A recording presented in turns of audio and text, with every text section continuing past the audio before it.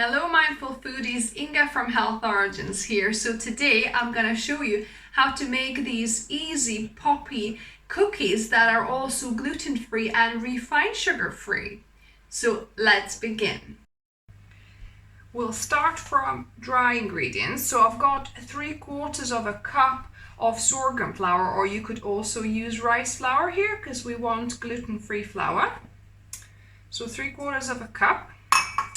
Then I'm gonna add 4 tablespoons or a quarter of a cup of tapioca starch in this case, but you could use arrowroot or cornstarch or potato starch as well. So any kind of starch would work.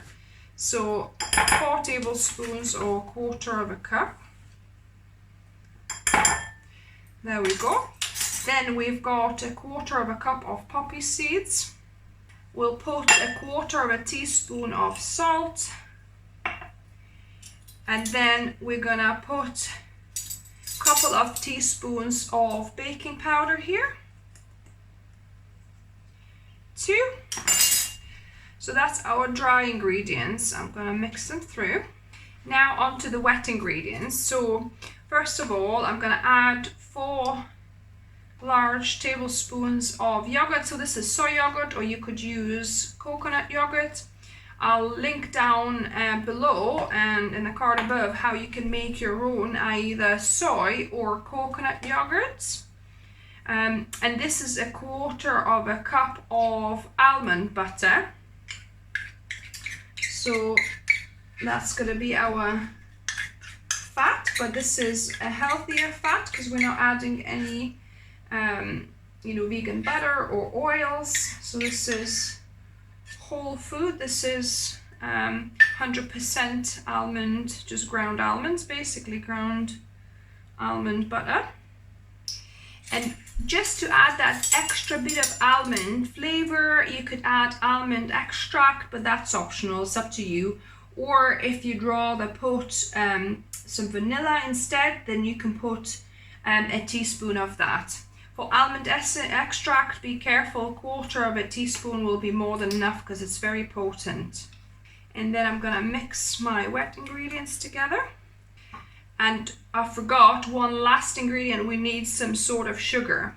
So for this we're using maple syrup, so a more natural, less refined sugar. So I'm gonna add 1/3 of a cup of maple syrup here.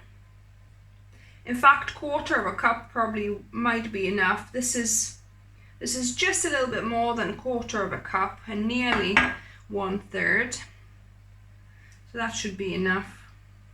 And if you have any lumps, then you can use a whisk to kind of whisk it up and make it more uniform. So that's it, all the lumps are now gone.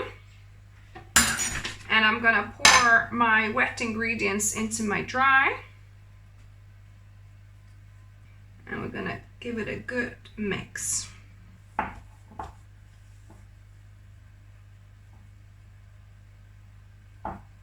So now I've got my non-stick baking tin. If yours is not a non-stick or you don't want it touching the surface, then put a baking sheet in, that's fine.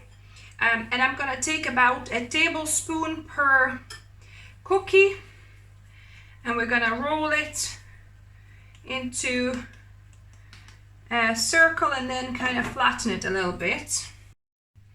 So my cookies are all ready. I'm preheating my oven on 180 degrees Celsius, and I'm gonna use this mixer attachment to kind of make decorations. You could use just a normal fork and kind of make the either indent like that, for example, or go crossways and make a nice lattice pattern. But I quite like using this. That makes kind of like a bit of a flower or some kind of geometric design. So just divides that into like 4. If it starts sticking, then kind of wash it and start again, because that one is a little bit sticky here.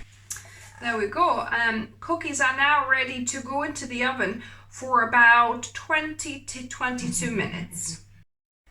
The cookies are done. I've baked them for about 22 minutes and they cool down a little bit, so we're gonna taste test them. Now on to the best part, which is taste testing. That is still kind of a little bit warm.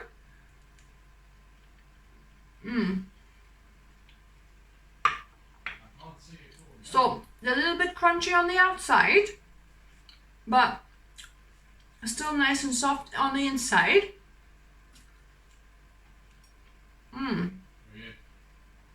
Delicious. So they are not sickly sweet, they're just a little bit sweet, but just enough to be like that nice kind of little treat, and they would go really well with a cup of tea. So if you try these, let me know what you think. If you like the video, give me a thumbs up. If you're new here, welcome to the channel and subscribe for more videos on Wednesdays and Sundays.